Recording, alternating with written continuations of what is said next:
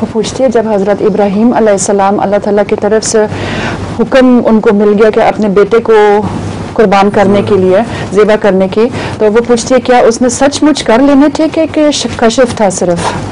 سچ مچ کرنے کا ارادہ کر لیا تھا.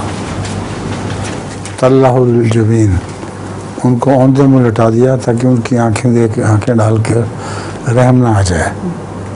حضرت ابراہیم بڑی نرم دل تھے، تو ان کو ڈر تھا کہ آنکھوں میں آنکھیں ڈالوں گا رحم آ جا کے میرا ہاتھ نہ رک جائے.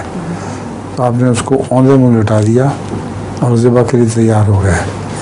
تب اللہ تعالیٰ نے آپ کو الہام فرمایا کہ ابراہیم تو نے اپنی رویا پوری کر دی ہے، تیرا ارادہ جو ہے یہی کافی ہے.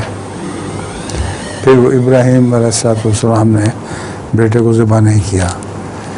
ایک روایت بیان کی جاتی ہے کہ ایک مینڈھا پاس ہی جھاڑی میں پھنس گیا تھا، تو آپ کو کہا گیا کہ اس کو ذبح کر دو. اللہ تعالیٰ نے یہ نہیں فرمایا، نہ یہ قرآن کریم میں ذکر ہے نہ حدیث میں آتا ہے. قرآن کریم میں یہ آتا ہے وَفَدَيْنَاهُ بِذِبْحٍ عَظِيمٍ، ہم نے اس کو ایک بہت بڑے عظیم ذبح کے بدلے کی خاطر بچا لیا.